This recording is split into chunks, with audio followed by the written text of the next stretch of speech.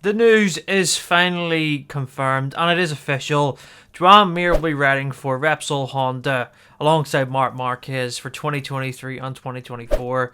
We also got confirmation over the weekend, last week, of Vinay Bastianini's move to Ducati alongside Paco Bagnaia, and also Raul Fernandez and Miguel Oliveira's move to RNF Aprilia for 2023 and 2024. A lot of news over the past few days. But we are going to focus, as you can see by the title, on Joan Mir and Marc Marquez.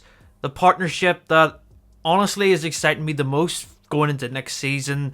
To have two world champions, two Spanish riders, the two best Spanish riders in my opinion, alongside each other at Honda.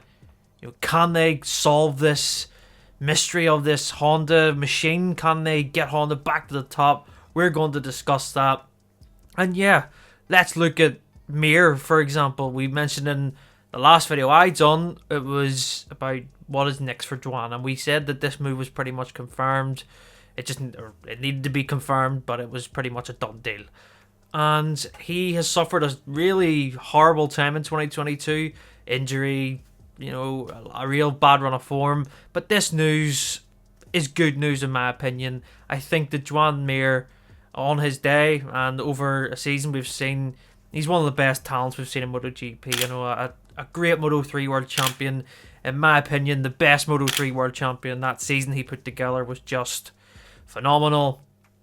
A good rider in Moto2, and then we've seen what he's done with Suzuki, winning the first world title in 20 years for them, and he brings a different perspective, I think, for Honda. So much how can I say, pressure and sort of status be put on Marc Marquez as Honda's main goal, and rightly so. Marquez is the greatest rider of the past 10 years in MotoGP. There's no doubt in that. But I think that his situation with his arm and how everything has developed on that side, it has affected him, and he won't be the same Marc as such that we've seen. We'll see the same Marquez in terms of mentality, in terms of attacking things when he comes back, hopefully fully fit. But he is needing help, and that's just it. And I think having Joan Mir is the perfect backup for Marquez. They will have a relationship, I imagine will be very good, working relationship. There was that sort of spat last year where Mir accused Marquez of always trying to get a toe in qualifying, and he's a world champion, why does he need this? But they're fine. We've seen on social media, especially a lot this year, they have engaged with each other. Marquez welcomed Joan Mir to the team today on Instagram and Twitter. It was nice to see, and I think there's going to be a respectful relationship there. I think both riders want to win the titles, and I think they'll push each other very hard to get there. But the big stumbling block, of course, is the 2022, the current version of the Repsol Honda, or the Honda, the RC213V. It is a bike that needs a lot of work. I don't know what's went wrong. Obviously, Marquez being out hasn't helped, and the bike just looks lost. That's the best way of describing it in a race situation. It looks lost. But I think that when Mir gets his first chance to ride the bike at the end of the season, at the end of the season test, I think that it'll look different for him. A bike that he really relies on, what we've seen in MotoGP is Suzuki. How agile it is, and how, in his championship winning year, he was able to use the rear tire and use his riding style to really push the maximum out of that machine. With the Honda, if it gets back to something like we've seen in 2018-19, the bike was difficult to ride, but it was solid. We see multiple Honda riders perform quite well in 2018. Kyle Crutchlow being one, for example.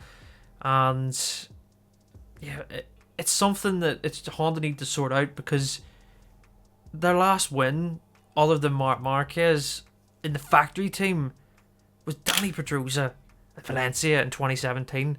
Put it this way, Joan Mir was doing his last Moto3 race then. That is such a long time for Repsol Honda not to have a race winner that isn't Marc Marquez.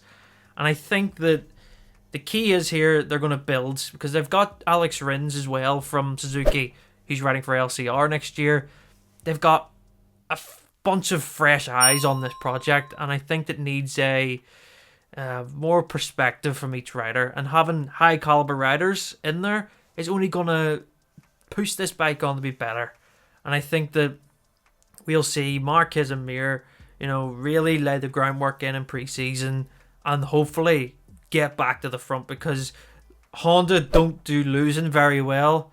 When they lose, they really don't like it. They want to get right back to the top, and it pains them probably seeing Yamaha at the top with Quartararo and seeing Ducati dominate, as Honda were the dominant force for so many years.